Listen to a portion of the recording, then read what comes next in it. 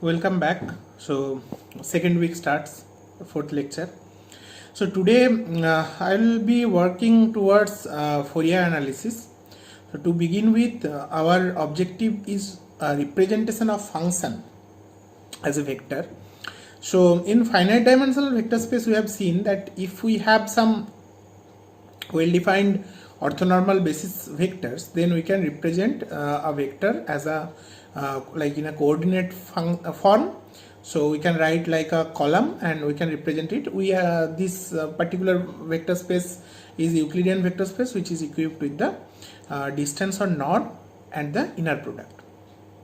So we will show that how in an infinite dimensional vector space, how we can define the similar kind of quantity like norm and inner product, and how can we can construct some suitable Hilbert space or infinite dimensional inner product space, complete inner product space, where we can represent any arbitrary signal of finite support using a Fourier series. So to do that, our approach will be geometric. There are different approaches. There is analytic approach, there is algebraic approach, but we will take the geometric approach because this is the most intuitive one, and you can visualize Fourier series without any problem with this. So let us start. So Fourier series, this is the starting point of our journey towards Fourier analysis. But before defining Fourier series and developing the orthonormal expansion of a function, we need to know the number system. Like a quick recap of the numbers.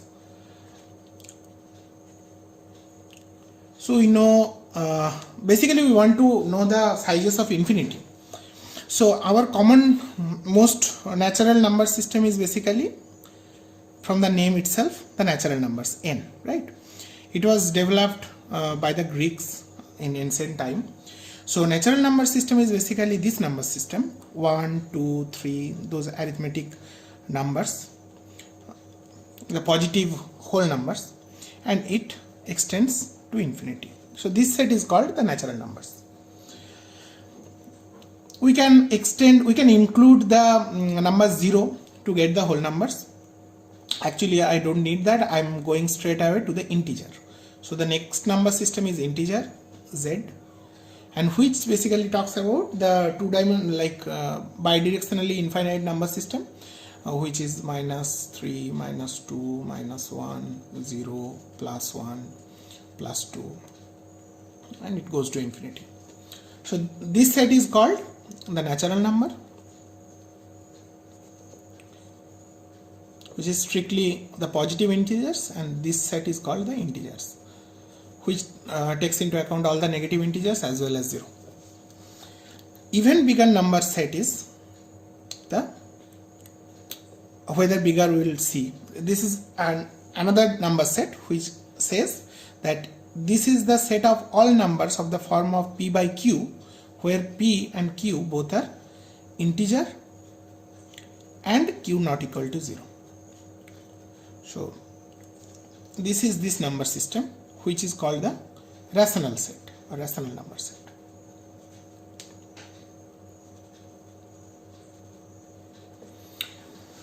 Now comes the next set, which is called the real number set, R. So this is basically not only the rational numbers but also the irrational numbers, the numbers which we cannot write as p by q. So it is basically all possible numbers which can be represented by one description. All possible numbers, both rational and irrational, that is called the real number. So this is a big jump in number system, and we will show you why, because the size of this infinite set is considerably bigger from the size of these infinite sets. They are essentially of the same size. Then we come across to complex number set. Complex number set is essentially of this form: z is equal to x plus iy, where x and y are real numbers and I is the square root of -1. So this is another revolutionary idea, this complex number set. So these are all infinite dimensional sets, and we need this natural number set and this real number set and this complex number set quite often in our journey towards Fourier series and harmonic analysis, like representing signal. Why? I'm coming quickly. Now, of course, I'm not giving any proof. These are major set theoretic results, which is a course by itself. If you take some course on real analysis, you can go in a deeper level of these things. But one thing I should mention, that any number, these sets, this natural number set and this integer set, they are having the same size. So at first look, it looks like that this set is like double the size of the other set, right?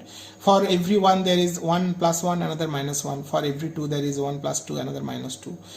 Additionally there is 1 0. So it looks like having double size, but actually no, because these are infinite sets, and as long as I can construct some bijection means a onto one function. So for every n, if I can find one unique element in this number and vice versa, we can say that these two sets are equivalent. So how we can construct such bijection between n and z? So for instance, I take this bijection for the integer set, that fx fn say fn is equal to n by 2 if n is even, and minus n plus 1 by 2 when n is odd. So this can be one bijection, and for n all natural numbers this will work, right? So if n is equal to 1, this will be minus 1. If n is equal to 2, this is okay, n minus 1. This is even better. So you check that when small n is equal to 1, that is odd, then fn is equal to 0. If n is equal to 2, that is even, then fn is equal to 1. If n is equal to 3, then fn is equal to minus 2 by 2, so minus 1. N is equal to 4, fn is equal to plus 2. You see that you can just fill all the integer numbers. So starting from 0, plus 1, minus 1, plus 2, minus 2, plus 3, minus 3, and so on. And this will complete the set of natural numbers. So this is a bijection. This is a unique function by which you can construct the entire integer set for every member of the integer set from every member of the natural number set.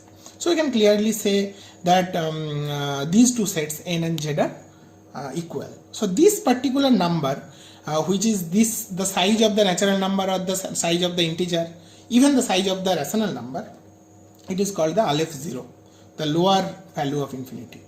So this is called the countable infinity. This is a smaller infinity. Why countable? Because you can count 1, 2, 3, 4. Even like the ancient Greeks, they could develop this number system, or the Arabs, they can develop this number system. So they could count. Now we come across to some numbers which you really cannot count, which is basically the real numbers. You may ask that whether we can count the rational numbers. Actually we can. I can construct the rational number in such a way that you can count rational numbers. For example, I am showing you that suppose I construct some natural number grid. So this side, or integer grid, from this side I am writing all the integers, all z. So this is say 0, this is say plus 1, this is say plus 2, this is say plus 3, this side say minus 1, minus 2, minus 3, and so on, plus 4. Similarly this side plus 1, plus 2, plus 3, plus 4, and so on. So if I construct the entire grid, what I will do, this side is minus 1, minus 2, minus 3, and so on. Yeah, these are 3, this is 2, and so on. So this is say 1, this is say 2, this is say 3, this is say 4, this is say minus 1, this is say minus 2, this is a minus 3, and so on. So at every intersection of the lines, the number correspond to this point is basically say P by Q, and excluding 0, so I will exclude this y-axis. This axis is excluded. So all the like other numbers, you can have 1 by 1 is this number, 1 by 2 is this number. Okay, so I am dividing x-axis divided by y-axis. So if I construct the number on the x-axis, the integer on the x-axis divided by the integer on the y-axis, integer on the y-axis, you will get a rational number of the form of P by Q. And what you are excluding, you want to exclude the y-axis 0. So y-axis 0 is this, so this entire line is excluded. You are not computing any rational number on this axis, but everywhere else. So this point you will get 1 by 1, this point you will get 1 by 2, this point you will get 1 by 3, this point you will get minus 1 by minus 1, 1 by minus 2, 1 by minus 3. This side is say minus 2 by 1, minus 2 by 2, minus 2 by 3, and so on. So clearly this grid, so every point if you compute on this entire two-dimensional grid, you will get all the rational numbers, right? Because all the rational numbers of this form P by Q, when P or Q both are integer and Q is not equal to 0. So you are excluding that line Q is equal to 0. Everything else. Now you can see that from any point you can start a spiral like this. So you will take, you will come up to this point and then you will jump to the next and you will rotate. Then you will jump to the next and you will rotate like this. So what will happen, since you are covering, you will covering all the points, and you can show clearly that you are taking into account all the rational numbers. My drawing is bad. So you are taking into account all the rational numbers on this spiral, and you can clearly count it. So this is the first rational number, this is the second rational number, this is the third rational number, in this way. So you can construct this spiral and you can show that this is also a countable number set. However, that is not true for the next bigger number set, which is the real number set. And we can show you that in real number set, so between any two rational numbers, there are infinitely many real numbers possible. And this number is a bigger infinity, which is called the Aleph 1 or the uncountable infinity.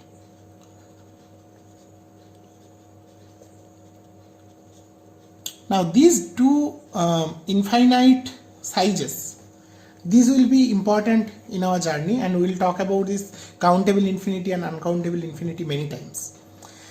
So let us come back to our signal and let us discuss the time, the issue of time on those signals, and you can clearly see this countable and uncountable infinity over there. Okay. So when we are talking about a finite dimensional vector space, what is the size? That size is n. N is definitely less than infinity. So it is not only countable but also finite. So that is really small. But we are talking about some sequence. So last day we were talking about some infinite dimensional vector space whose dimension is like infinity, and that infinity is countable infinity. So when you can write a sequence like say x is equal to 1, half, 1/3, the so-called harmonic series 1, 5, 1, 6, etc., and it goes on forever for any arbitrary n, and it goes on forever up to infinite values. So at the end it will be like 1 by infinity or 0, something like that. So how many numbers are there in this sequence? How many elements are there? This is clearly a bijection from the natural number set. That you can clearly see, right? So natural number set is 1, 2, 3, 4, 5, 6, and these are basically 1 by n form. If n is a natural number, these are 1 by n form. So this is having a size of countable infinity. This is a countable set. You can count. So this kind of like the space where this kind of vectors reside, stays, that set we will say countably infinite sized vector space, which is of course some Hilbert space if the norm of that particular vector is finite. So we will say that this will be some vector space such that if you compute the norm of that vector, suppose this vector, the norm is computed by this formula, x square is equal to summation xi square, I is equal to 1 to infinity whole to the power 1/2. So if this sum converges, then this is a finite quantity. So if this is less than infinity, then we will say that this set is some Hilbert space. Yeah, Hilbert space is not only equipped with this, there is some other structure which is the inner product, which can be defined from this norm structure as well, or we can get the norm structure from the inner product as well, as they were saying. So this Hilbert space, this will be useful for our understanding of the signals. Now in signals, this kind of sequence appear in a particular kind of signal which is called the discrete signal, where time is a discrete quantity. So suppose this is the time axis, and if we say this is a 0 time and next time point is a 1 time point, next time point 2, 3, 4, 5, 6, these are the time points, these are say -1, -2, and if some, like this signal which I am talking about, say xt, if it takes value at those points only, some value, positive or negative, this is called a discrete signal. So in future you will be learning about other discrete signal subjects, like say digital signal processing or digital communication or even digital electronics. So digital is basically their signals are discrete signals. So it happens only once in a while after certain time. So this time is a clock duration. So things happen after a jump. So this discrete signal, clearly the size of this vector, if this is the signal we are talking about, we can write the entire signal as a sequence like this, which is having the cardinality or the size of a natural number. So of the natural number set n. So this is definitely countable infinity, you can count it.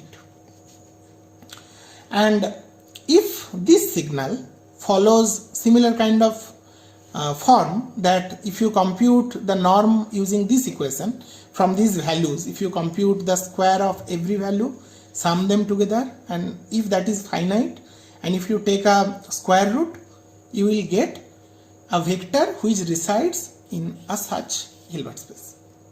Fantastic. However, in network theory, the signals which we face, so we have already seen a few signals. One is like DC signal. DC signal can be from -infinity to infinity. One can be, say, sinusoid, like this. You see that these kind of signals, they take values at every time. It's not that they take values only at certain discrete instances of times. It takes at every time, and this time runs from -infinity to infinity, taking all the values. Which values? The real values. So here the time is real number. So this cardinality, if we think of writing this function or this function as a vector, you will not be able to write that because the size is uncountably infinity. I don't know, suppose this point is say 1. I don't know what is the next point of 1. Is it 1.1? No, because between 1 and 1.1 there is 1.05. Between 1 and 1.05 there is 1.01. Between 1 and 1.01 there is 1.001. Between 1 and 1.001 there is say 100 zeros and 1. There can be hundreds of zeros and 1. And that is also not next to 1. There can be infinitely many numbers which are closer to 1. So whatever number you choose between, like after 1, you can still find some number between that number and 1. So there is nothing called next real number of 1. It is not possible. So we cannot really write down this vector, which is a function, in a column form, which you can do for a discrete signal. This you can write as a column form, even though the column size is infinite. It is possible that this side it is infinity, minus infinity, this side it is plus infinity. But still you can capture it, you can write down. And if the signal is such that after some point the signal dies down, we can fill it up like 0, 0, 0, 0, then some finite values, some non-zero values, then again 0, 0, 0, 0. So you can write for a countable discrete signal. For this kind of signal you cannot. So you see, our known calculus way of writing continuous time or real number timed functions fails because not every function is either constant or sinusoid or known calculus function forms. For example, logarithm, exponential, etc. Those are the known functions whose form we know and whose structure we can write. But there can be arbitrarily many other kind of signals which does not follow that nice analyticity, nice name in functional calculus. So if I want to represent this as a column vector, it is impossible. This size is uncountably big. You don't know what is next to what. Then how can we represent such signal, such waveform? Because these are legitimate waveform. These are legitimate voltage waveform or current waveform. You will see, even in the lab you will see some weird looking shapes. Then how do you represent this thing? Is there any way that you can reduce the size of this uncountable set to some smaller size, say some countable set? Can you represent this signal in some way where some coefficients are like the countable set? If we can do that, then that will serve our purpose. We can represent this weird looking waveform in a tabular way, in a vector way, and whenever you get a vector, you can basically transfer it to some array and you can store in a computer, right? In some shift register, you can just store them. So that will be of immense help. So let us see how we can do that. So our Fourier series discussion, we start with a special type of signal which is called the periodic signal. These are continuous time signal or the argument t, that is a real number. So this real number argument we call always continuous time signal. Real number time, or we say continuous time.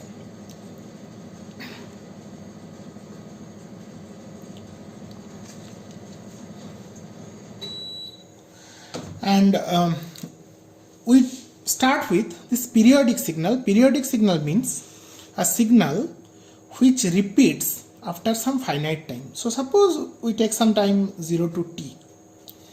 Then in this interval, whatever be the signal, that signal can be however weird it is, this repeats. So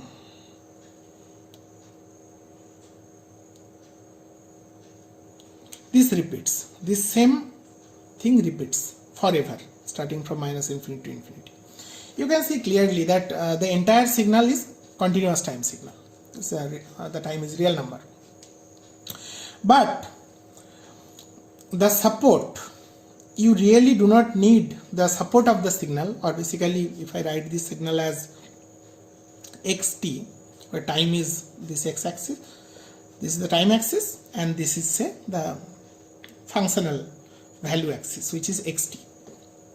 Then we really do not need the time t is equal to the entire timeline between minus infinity and infinity. Rather, one interval of time that is good enough for representing the entire signal. We can visualize it in another way as well. If you take the unit circle on the complex plane, and this periodic behavior can be observed here also. So if you design some bijection of the time t on this angle theta, so this angle theta which runs from angle theta is equal to 0 to angle theta is equal to 2 pi. So at time t is equal to 0, you coincide it with the angle theta is equal to 0, and time small t is equal to capital T, you coincide that with the angle theta is running like this, theta is equal to 2 pi. Then you can see that entire timeline, this basically fits here, and the periodic property is exactly matching with this, because you can see that any time t plus nt is equivalent to t, because suppose this is some small t. So whether you are taking this small t or you take small t, like this is equivalent to some theta, suppose. So I can write it like 2 pi small t by capital T, that I am writing as theta. Then theta is equal to 2 pi small t by capital T. So if you write some 2 pi into 2 pi by t into small t plus nt, what it will be? It will be 2 pi t by capital T plus 2 pi n, and this angle is exactly equal to the angle 2 pi t by capital T, or the original theta. So we can represent this entire function on this unit circle as well. So these two are two equivalent representation. Either the function is defined between the time 0 and capital T, or on the unit circle. So for theta is equal to 0 to theta is equal to 2 pi, and this is the like transformation from this time axis to this unit circle. So this is the equivalent representation. So instead of periodic signal, many times it is possible to see these lines like signal or function with finite support. With finite support, when we are saying that the signal is defined only between 0 and t, because everything else is just replica of that. Or you can see the same function with this name, that signal or function on the circle, defined on the circle. So this is also some equivalent representation. Now we have seen some signals like this already, right? Your DC signal is some this kind of signal, which is basically a constant signal. So every interval it is the same constant, or on this unit circle, so for every theta it is some constant value v. So v satisfies this criteria. Similarly, your sinusoid also satisfies this criteria.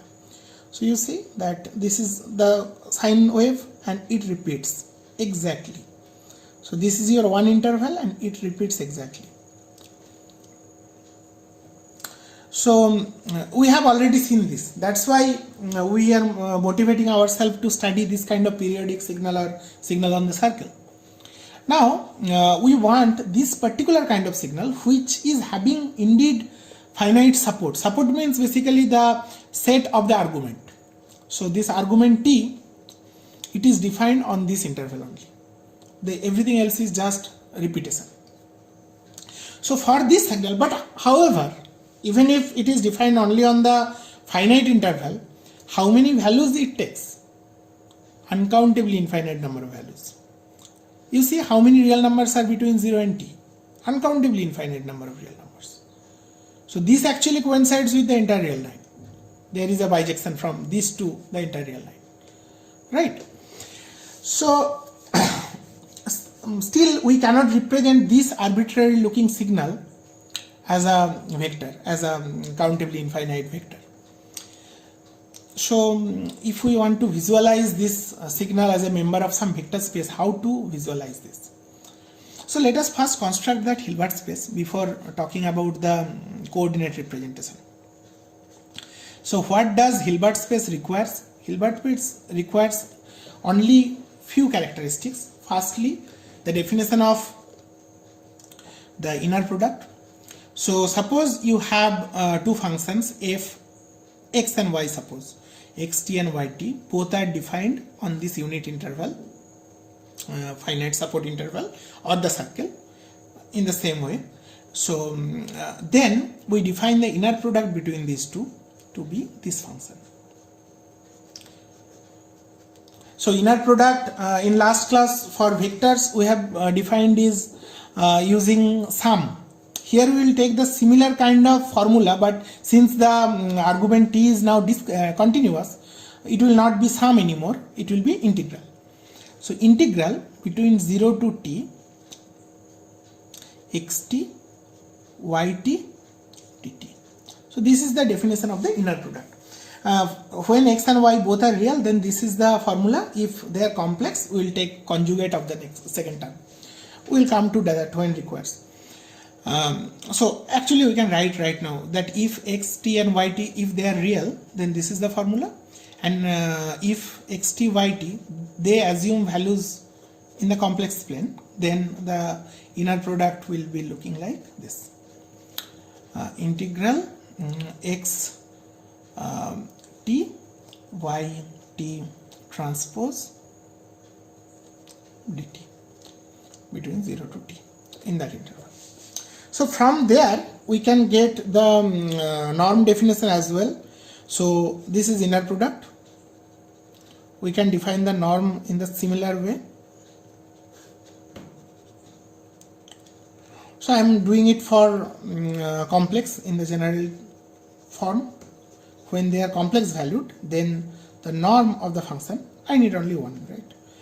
Xt square will be essentially equal to 0 to t xt complex conjugate, which is basically mod of xt square dt.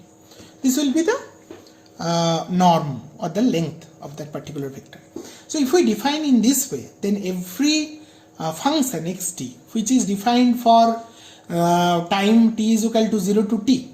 So here xt and yt are taking complex values, but t assumes the range 0 to t or the unit circle 0 to 2 pi, that is equivalent.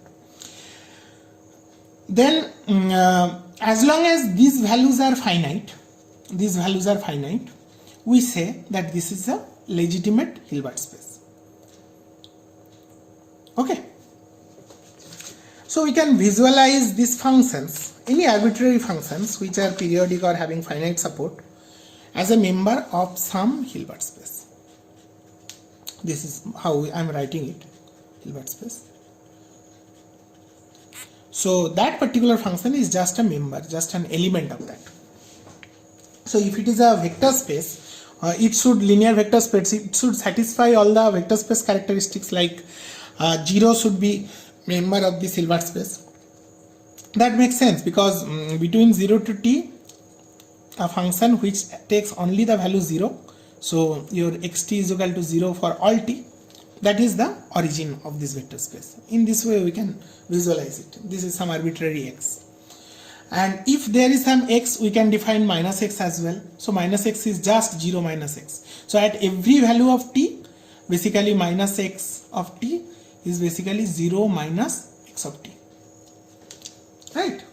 And we can get linear combination of two vectors in the same way. So alpha xt plus beta yt for alpha beta complex values. You can take for every values of t, you can compute this, and that will generate the linear combination. Fantastic. And we know inner product as well. Now our next objective in this geometry, in this vector space, is basically orthogonal decomposition. We need some basis vector, some legitimate basis vector, by which we can represent any signal as a linear combination of those orthonormal basis vectors. So we need some basis vectors, some e1, e2, en, to e infinity. We need some countable basis vectors. And if we will get that countable basis, not vectors, I am writing functions because these are uncountably infinite size vectors, right? So countable basis functions, but they should satisfy the same characteristics, that is the norm of them all en should be unity, and the inner product between two, say e I and ej for e not equal to j, should be 0. Or like in a combined way we can write from the earlier class we have discussed, this is basically the Kronecker delta ij. So when they are equal, then I is equal to j, then that is basically norm square of ei, that is unity, right? So we need some function which satisfies this, between the function is defined between 0 to capital T.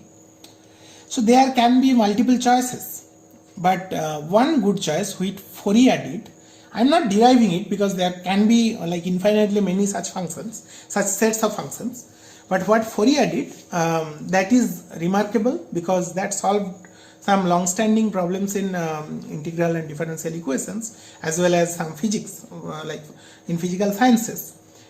Those problems were solved using these basis functions. So that basis functions is called the complex exponential basis function. We will use that.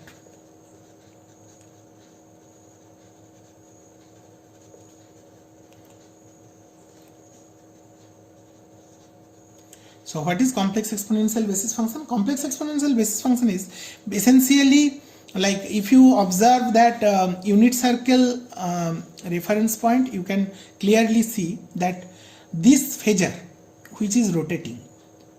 So if this angle is like theta, then in the complex plane, this is the real axis, this is the imaginary axis, then this phasor which rotates, this takes the form of e to the power I theta when I is equal to root over minus 1, right?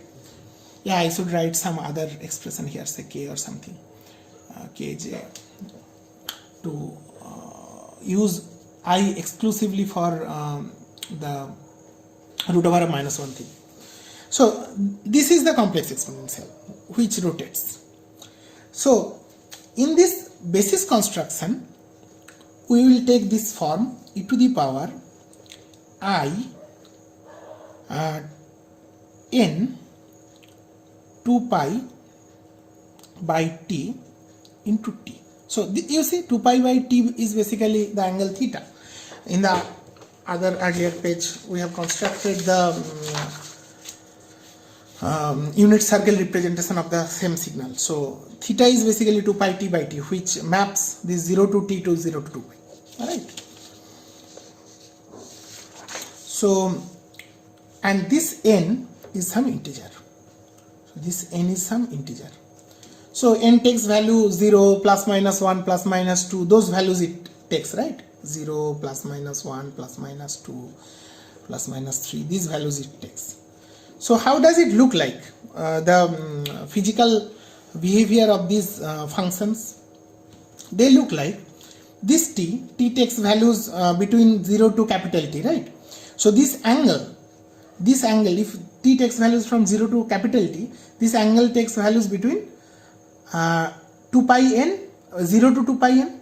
So if t runs from 0 to capital T, if this is the range, then this angle of this phasor that runs from 0 to 2 pi n.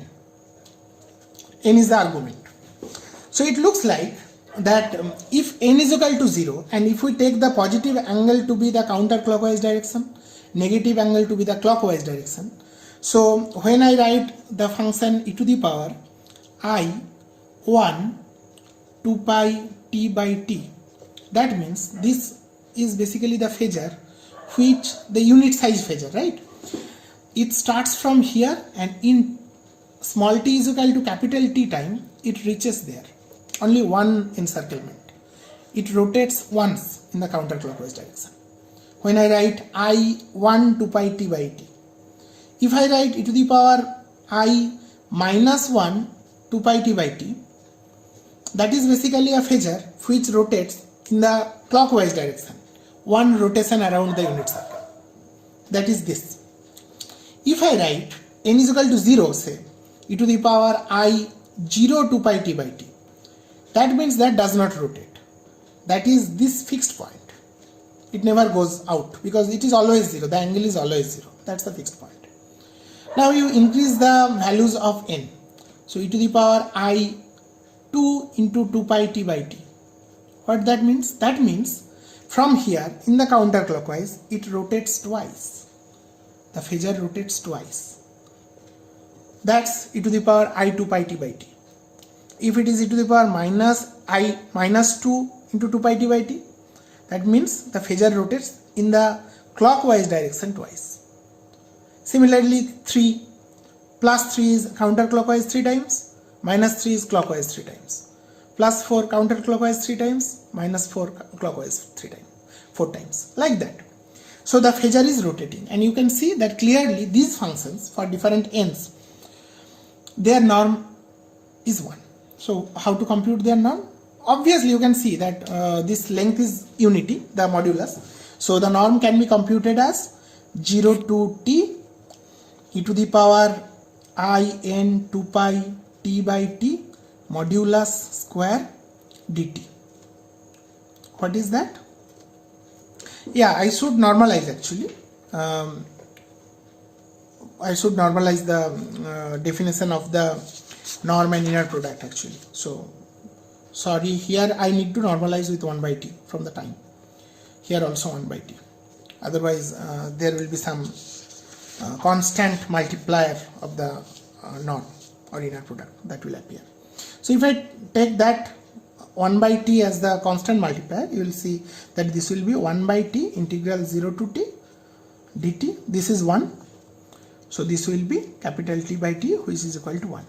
And this is for all n. It does not matter which n you are taking. If you take two different indices, then you can compute the angle between two such functions. So for different n's, the angle between two such functions is basically e to the power I n 2 pi t by t, e to the power I m 2 pi t by t. For n is not equal to m, that will be equal to 1 by t integral 0 to t e to the power, this is plus n, and that will be minus m. So n minus m 2 pi t by t dt. Integrate this, what it will make? It will make e to the power I m minus n 2 pi t by t divided by I m minus n 2 pi by t. And when you take the two values capital T and 0, since m and n are not equal, e to the power I 2 pi will appear, like I n 2 pi, some n minus m, some constant 2 pi will appear, and that will cancel out. I am showing you.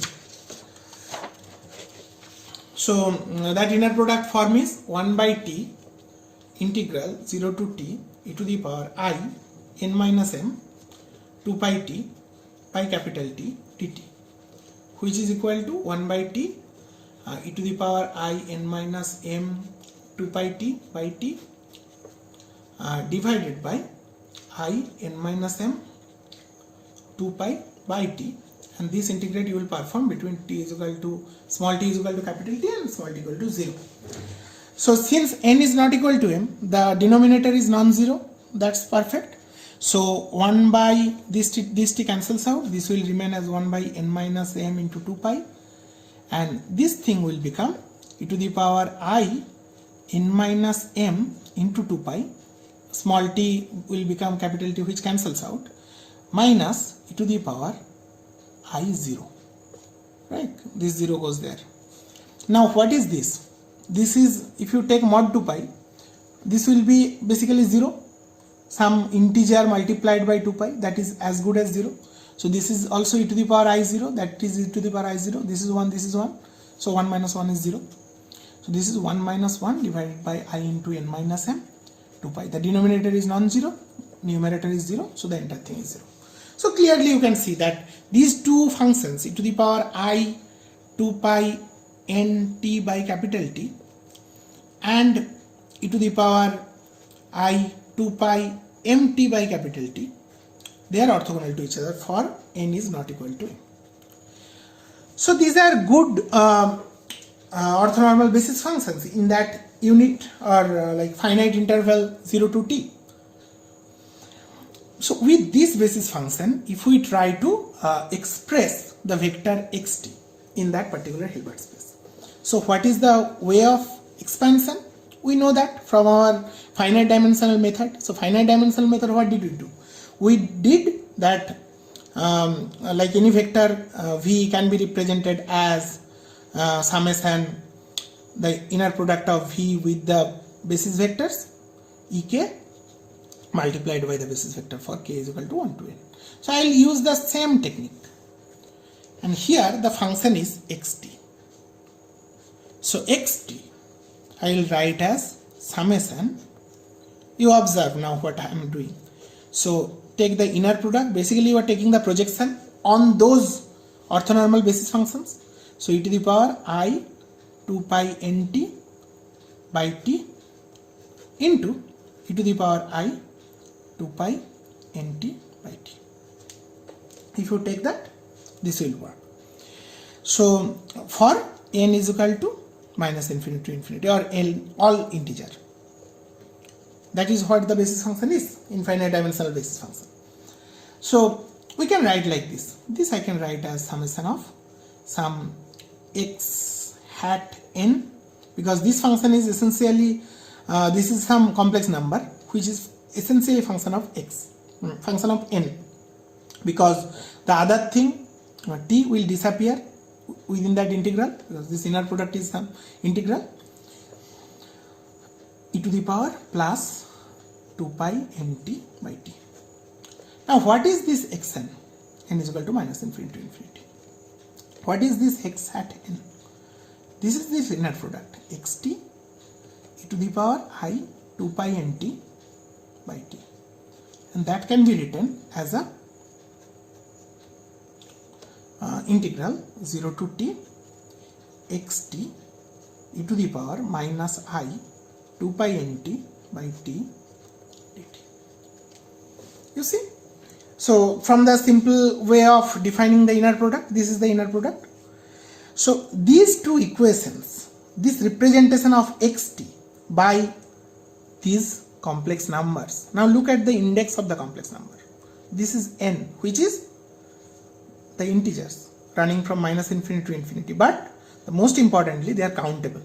You can write these like numbers, these complex numbers in some table, in some array. You can store them in computer. You know what is the next value of n. So if n takes some value 100, next value is 101, next value is 102. This you can count, unlike the time t. So this particular transformation xt, you are not being able to represent x in a countable fashion. However, you are doing some transformation by which you can represent x hat by a countable fashion. So this is a major breakthrough, and xn can be analytically computed easily using some integral. So if you know, like there are numerical ways of computing this integral. Even if you do not know xt entirely, still with good approximation you can compute this using numerical techniques, and finally you will get some complex number. So this particular set of equations, these two equations, are called the Fourier equations, and this is called the Fourier series,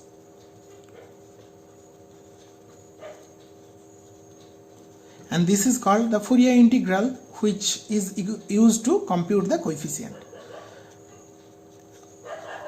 This is called the Fourier coefficient.